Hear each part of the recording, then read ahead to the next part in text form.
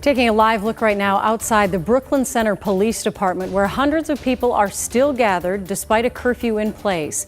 We have heard from law enforcement about the crowd throwing bottles and bricks at officers and police using tear gas to disperse them.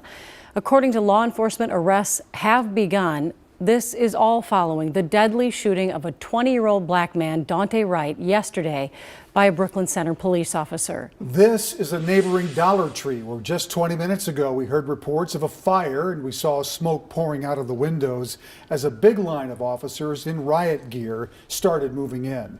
The curfew went into effect at 7 o'clock in Hennepin, Ramsey, Anoka, and Dakota counties, and it will last until 6 tomorrow morning. There are some exceptions, like people who need to get to and from work.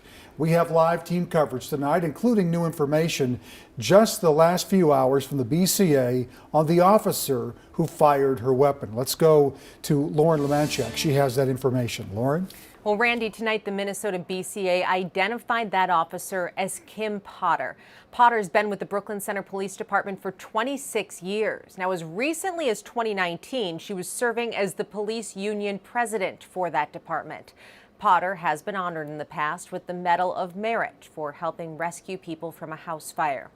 The Washington County Attorney, Pete Orpett, is going to be the one handling this case. I spoke with him tonight. He tells me he plans to meet with the BCA tomorrow morning to get that case. Now, he also wants to meet with the Wright family. And after that, he tells me he will make a charging decision as quickly as possible, likely within days. All right, thank you, Lauren.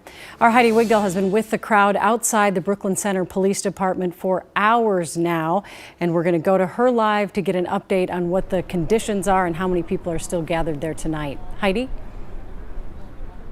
Julie, things have definitely calmed down just within the last half hour. Take a look. This is what we're seeing right now. Just to give you an idea, we're on the south side of the police station, closest to the school. There are more people on the other side of the police station. This is the crowd that's left in this area.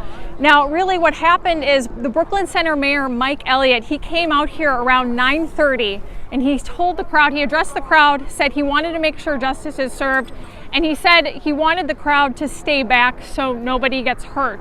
We also heard during that same time from Attorney General Keith Ellison, and he told the crowd that this would not be swept under the rug. But again, the main thing they were trying to get across is they wanted the people to stay safe and to stay away from this police line. To give you an idea of kind of how things have been out here, it was pretty calm out here until about 7:30. That's when officers started to get into position to move in.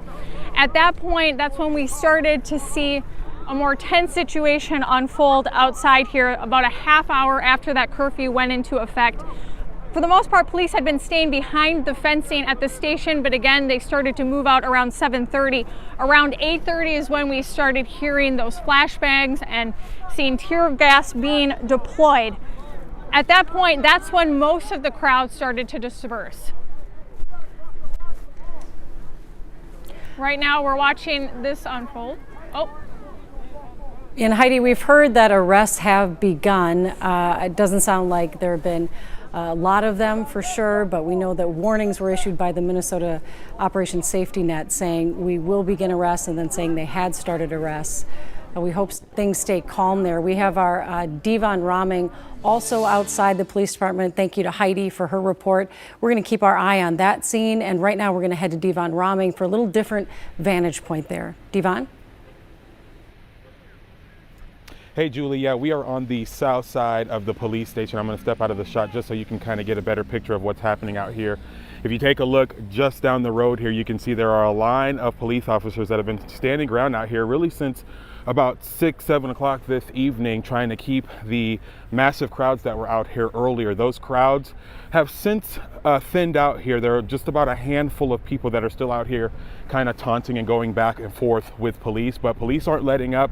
Every now and again you may hear a flashbang or two, but for the most part it's pretty quiet on this side, on the south side of the police station, as I mentioned before, as those crowds crowds are starting to head out. We did hear a few people when we were out here walking up that people were yelling, "Go to the Dollar Tree, go to the Dollar Tree," because it appears that the Dollar Tree, there was some looting going on there, and there was word that there might have been a fire there. I'm not sure if that's actually the case, but we heard a lot of people that were running in that direction heading to the Dollar Tree. There is a gas station just up the road here from the south side of the police station, and I believe the owners or somebody's out there, they have security that are out there securing that gas station to make sure that that doesn't get ransacked, like we've seen many of the businesses around this area already tonight and last night that were impacted by the looting. But again, here on the south side, it's quiet for the most part. We'll be live out here all night, and we'll bring you the latest as things continue to develop on this side of the police station. Julie? All right. Thank you, Devon. All right, let's take a look at the video again from Dollar Tree. We showed you this earlier. The Citizen reporter tweeted this, where you can see the inside of the store with broken glass and trashed displays. We learned a lot of new information today about what happened before, during, and after the traffic stop that led to Daunte Wright's shooting by a Brooklyn Center police officer. Jennifer Hoff takes us through what we know, and we do want to warn you, some of the body camera video you're about to see is hard to watch.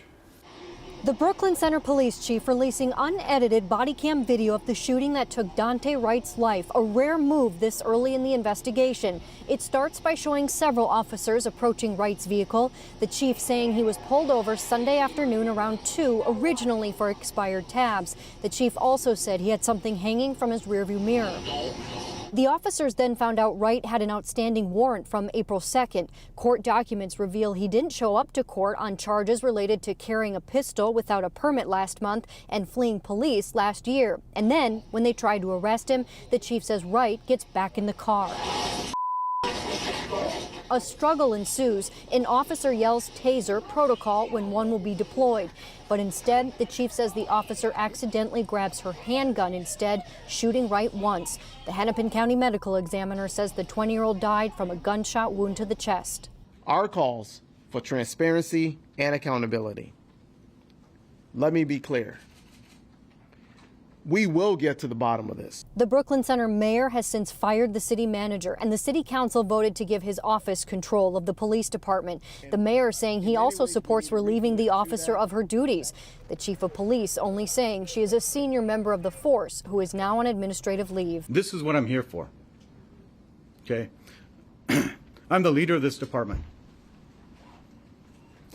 They expect me to lead. Create a safe city. That's what I'm trying to do. Jennifer Hoff, KARE 11 News. Well, late tonight, the Brooklyn Center City Council approved a resolution that bans crowd control tactics during protests.